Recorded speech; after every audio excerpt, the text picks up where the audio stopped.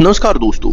आज की वीडियो बहुत ज्यादा इंपॉर्टेंट है क्योंकि आज की वीडियो में हम बात करने वाले हैं पोस्ट ऑफिस की बेस्ट स्कीम के बारे में।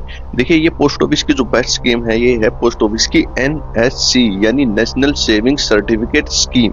और देखिए, पोस्ट ऑफिस की ये बेस्ट स्कीम क्यों है, क्योंकि अगर आप इस स्कीम में अपना पैसा इन्वेस्ट करते हो तो आपको इस स्कीम से 5 साल में 28 लाख रुपए तक मिल सकते हैं।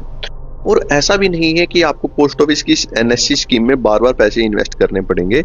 आपको सिर्फ एक ही बार पैसा इसमें इन्वेस्ट करना है 5 साल के लिए, और उसके बाद 5 साल के बाद आपको पूरे पैसे मिल जाएंगे। अगर इस स्कीम का आप खाता खुलवाना चाहते हो तो सिर्फ 1000 रुपए से भी स्कीम का खाता खुल जाता है। और सबसे बड़ी बात और इस स्कीम में आप जितना भी पैसा इन्वेस्ट करोगे उसका एक एक रुपए की सारी जिम्मेदारी भारत सरकार की है, क्योंकि ये सारा पैसा भारत सरकार के पास जाता है। यानी कि आपको इसमें कुछ भी घबराने की जरूरत नहीं है। जितने रुपए आप इन्वेस्ट करोगे, जितना आपका ब्याज बनेगा, सारा का सारा पैसा आपको 100% वापिस जरूर मिलेगा। आइए सबसे पहले जानते हैं कि पोस्ट ऑफिस की इस NSC स्कीम का खाता कौन कौन खुलवा सकता है। उसके बाद हम ये जानेंगे कि इस स्कीम में हमें कितने पैसे जमा करने होंगे, कम से कम कितने, ज्यादा से ज्यादा कितने पैसे इसमें जमा कर सकते हैं। फिर बात करेंगे, मान लीजिए हमने पैसे एक बार जमा कर दिए और बीच में अगर हम पैसों की जरूरत हो जाती है, उस खाते को बीच में बंद करवाना चाहते हैं, तो क्या खाता बंद हो जाएगा। फिर हम बात करेंगे NSC स्कीम की ब्याज की, यानी इसकी इंटरेस्ट रेट की, कि कितने रुपए इन्वेस्ट करने पर हमें इस स्कीम में कितने रुपए मिलेंगे। सारी चीजें एक एक करके कैलकुलेट करके देखेंगे। तो आइए बिना टाइम वेस्ट करते हुए जानते हैं कि पोस्ट ऑफिस की NSC स्कीम का खाता कौन कौन खुलवा सकता है। देखिए, कोई भी भारत का नागरिक NSC स्कीम का खाता खुलवा सकता है, लेकिन एक चीज का ध्यान रखिएगा, इसको आप चाहे तो अकेले खुलवा सकते हैं या चाहे तो आप किसी के साथ मिलकर खाता खुलवा सकते हैं।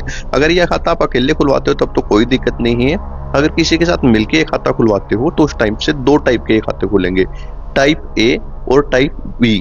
देखिए, टाइप A और टाइप B में क्या अंतर है। मान लीजिए आपने 2 लोगों ने मिलकर खाता खुलवा लिया, तो अगर आपने टाइप A खाता खुलवाया है तो जब भी आपको पैसे की जरूरत होगी तो आप दोनों को पैसे निकलवाने के लिए आना पड़ेगा, दोनों के साइन हो गए। लेकिन अगर आपने टाइप B खाता खुलवाया है तो उस कंडीशन में दोनों को आने की जरूरत नहीं है। सिर्फ एक भी, कोई भी आके अपना खाता ये क्लोज करवा सकता है और पैसे ले सकता है।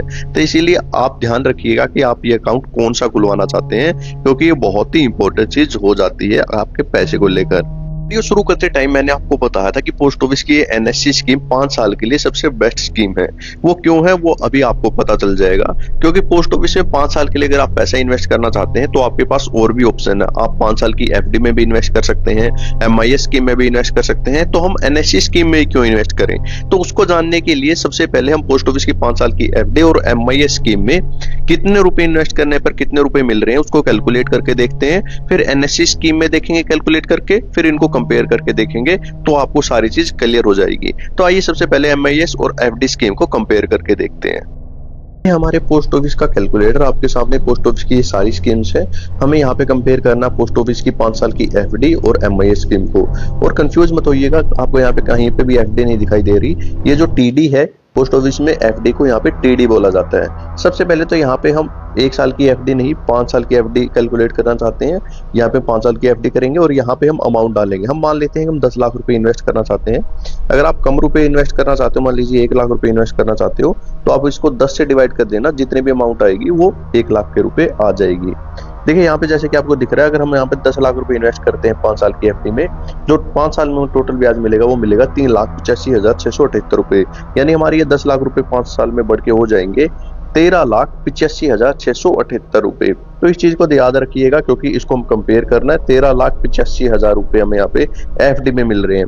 आइए अब कैलकुलेट करके देखते हैं इसको पोस्ट ऑफिस की 5 साल की MIS स्कीम में, वहां पे हमें कितने रुपए मिल रहे हैं।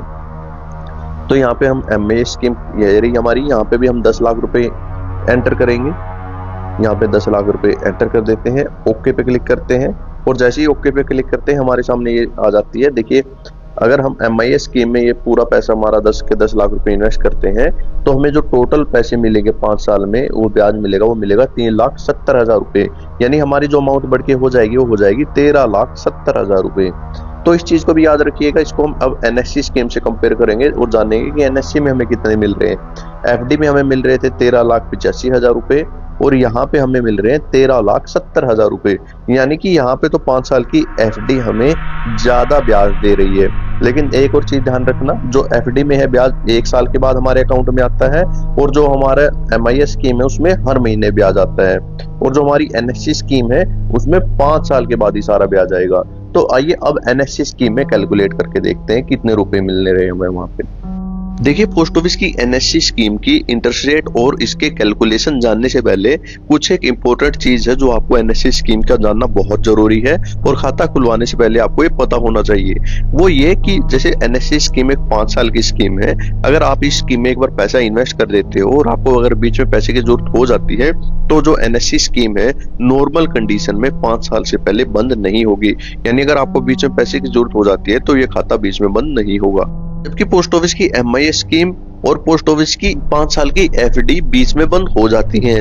अगर फिर भी आपको ये लगता है कि मुझे 5 साल के लिए पैसे की जरूरत नहीं है तो पोस्ट ऑफिस की एनएससी स्कीम आपके लिए बेस्ट स्कीम है। वो आइए अभी कैलकुलेट करके देखते हैं कि कितने रुपए इसमें आपको मिलेंगे। यहाँ पे ये आ गया हमारा पूरा कैलकुलेटर। यहाँ पे हमारी एनएससी स्कीम के ऊपर क्लिक करते हैं और जैसे ही एनएससी स्कीम पे क्लिक करेंगे और जैसे कि हमने वहाँ पे 10 लाख रुपए इन्वेस्ट करके देखे थे तो यहाँ पे हम 10 लाख रुपए एंटर करेंगे और जैसे ही यहाँ पे कैलकुलेट पे क्लिक करेंगे तो जैसे कि आपको यहाँ पे दिख रहा है, तो अगर हम यहाँ पे 10 लाख रुपए इन्वेस्ट करना चाहते हैं तो 10 लाख रुपए यहाँ पे अगर इन्वेस्ट करेंगे तो टोटल ब्याज हमें मिलेगा 4,49,000 रुपए। यानी हमारे 10 लाख रुपए बढ़ के हो जाएंगे 14,49,000 रुपए। जैसे कि हमने देखा था कि 5 साल की एफडी में हमें मिल रहे थे 13,85,000 रुपए और जो हमारी एमआई स्कीम में हमें मिल रहे थे वो मिल रहे थे हमें 13,70,000 रुपए। यहाँ पे हमें मिल रहे हैं 14,49,000 रुपए। तो आप खुद देख लीजिए कितना ज्यादा डिफरेंस है पोस्ट ऑफिस की एमआई स्कीम में और पोस्ट ऑफिस की 5 साल की एफडी में। और एक चीज ध्यान रखने वाली है कि जैसे मैंने आपको 28 लाख रुपए वहां पे बताया था, यहाँ पे अगर आप 20 लाख रुपए इन्वेस्ट कर देते हो तो यहाँ पे आपको 28 लाख रुपए मिल जाएंगे।